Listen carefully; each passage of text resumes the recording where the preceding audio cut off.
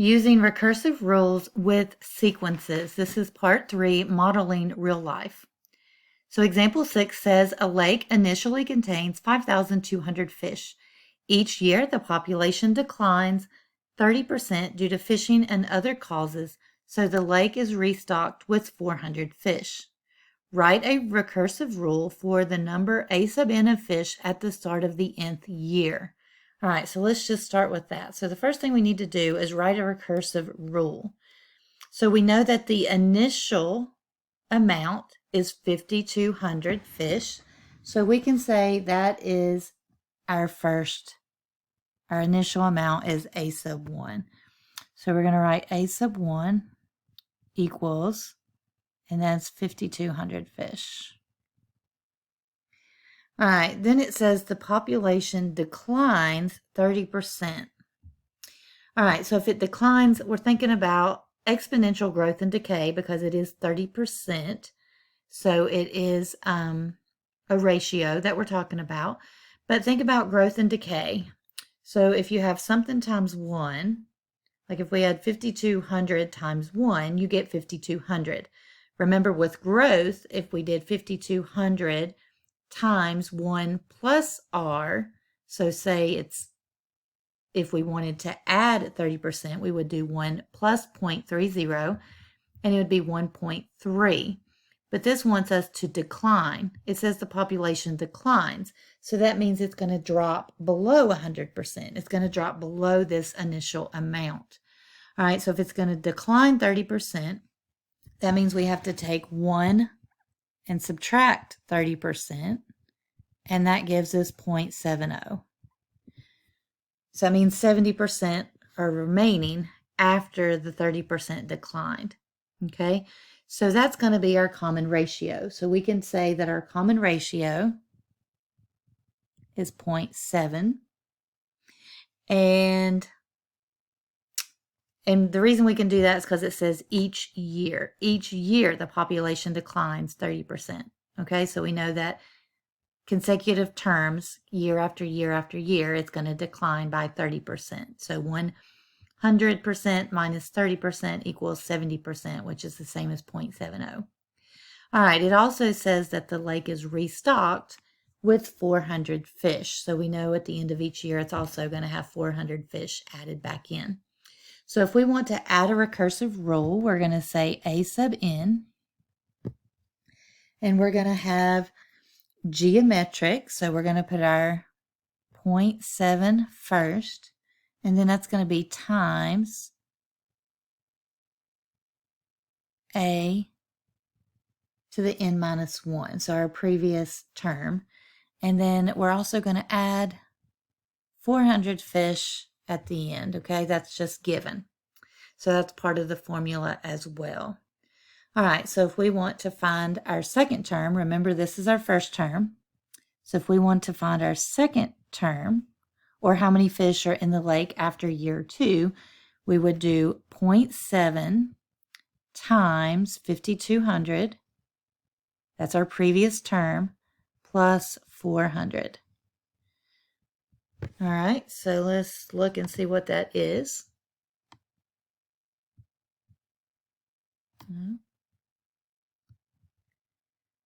All right, so we're going to have 0.7 times 5,200 plus 400.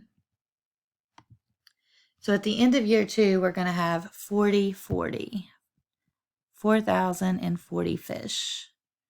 All right, so let's look at 3. So we'd have 0.7. Then, of course, we look at our previous term. Our previous term is 4040. So we're going to plug in 4040 now, plus 400. And so we're going to have 0.7 times 3.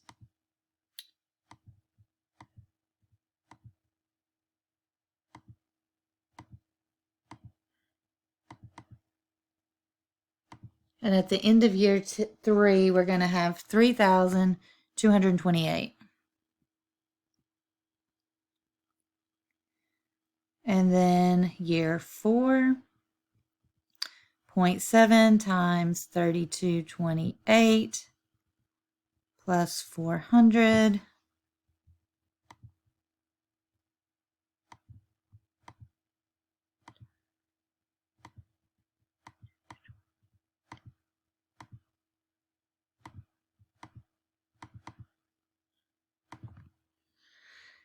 And that's going to be 2659.6. We're not going to have 0.6 fish, so let's just round that to 2660. And then at the end of year 5, we're going to have 0.7 times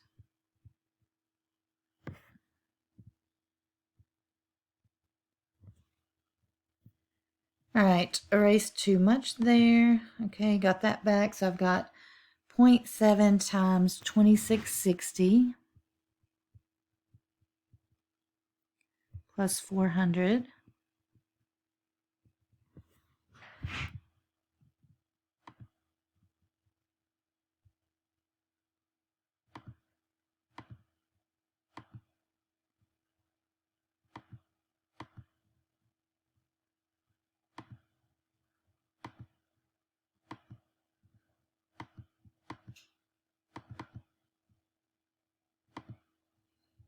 $22.62.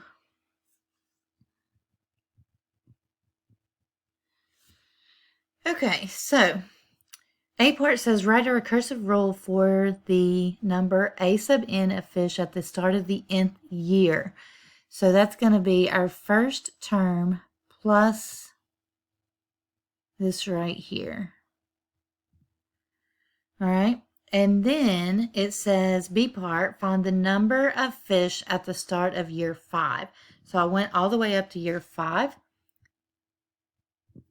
So at the start of year 5, there will be about 2,262 fish. C part says describe what happens to the population of fish over time. So we can see it went from 5,200 to 4040, 3228, 2660, 2020, 2,262. So it is declining, but it's declining at kind of a smaller amount. So what's going to happen, depending on the size of the lake, it's probably going to continue to decline for a certain amount till it kind of stables or levels out, and then it'll probably get a little bit more level. And the reason I'm saying that, we are looking at exponential equation, so you know how it will kind of start approaching a certain number at some point. Example 7, modeling real life. A home buyer borrows $150,000 at 6% annual interest compounded monthly for 30 years.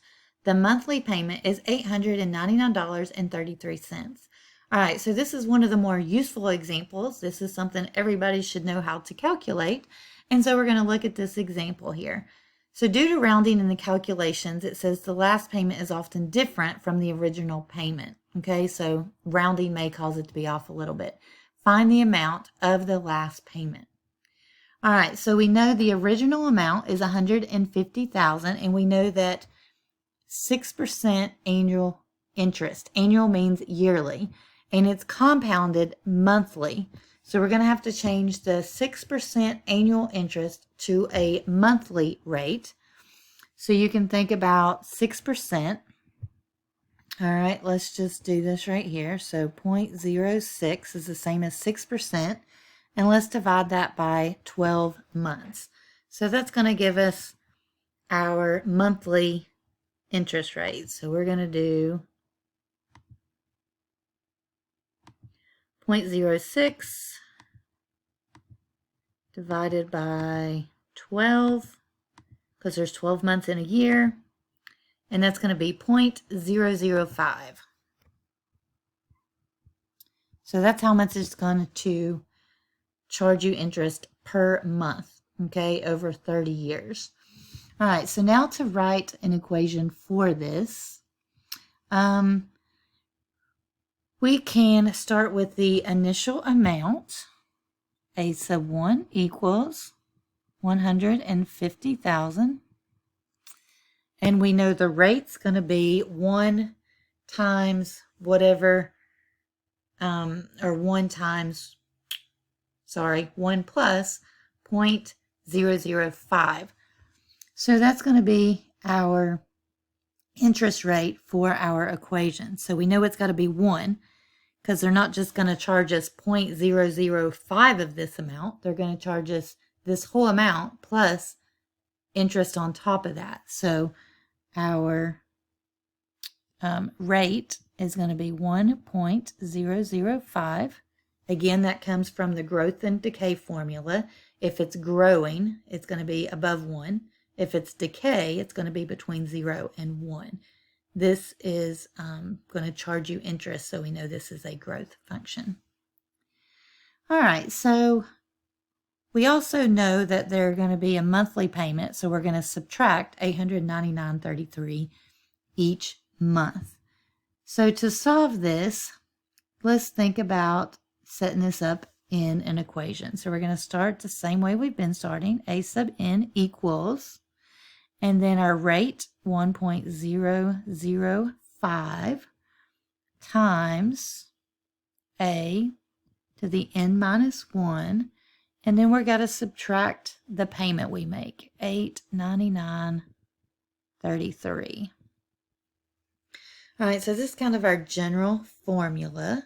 And then we can go ahead and look at year 2 if we want to. So we're going to say year 2, we're going to have 1.005 times our initial amount, and then minus $899.33. And that will be the amount we owe after after our second payment. All right, getting short on time, so I'm going to go ahead and calculate this. So this is what we have right here, and that's going to be $149,850.67. So that's going to be $149,850.67. All right, this says find the balance after the third payment. That was the second payment. So let's do one more. So third payment is going to be 1,005. This time we're going to put that amount in there, 149.850. And again, it says due to rounding errors, but we won't round it. We'll just put everything in there just like it is and see what the third payment is. So let me type that in and then get that payment.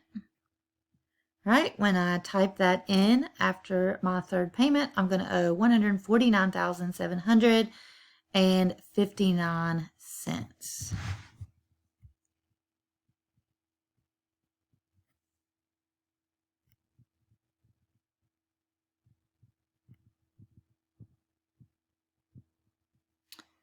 All right, so that would be the answer for how much they owe after the third payment. All right, so the last part says, due to rounding in the calculations, the last payment is often different from the original payment. Find the amount of the last payment. Well, also over 30 years, hopefully, this person made extra payments towards their principal, so that would change the outcome of the last payment as well. But anyways, if you wanted to find the calculation of the last payment, if you continued to make the same payment for all 30 years, 12 months a year, for all 30 years, you didn't change the amount you paid, and you want to know what your last payment would be, you could put this in a spreadsheet in Excel, and it would generate through all of that and calculate what that last payment would be. If you have any questions, please let me know.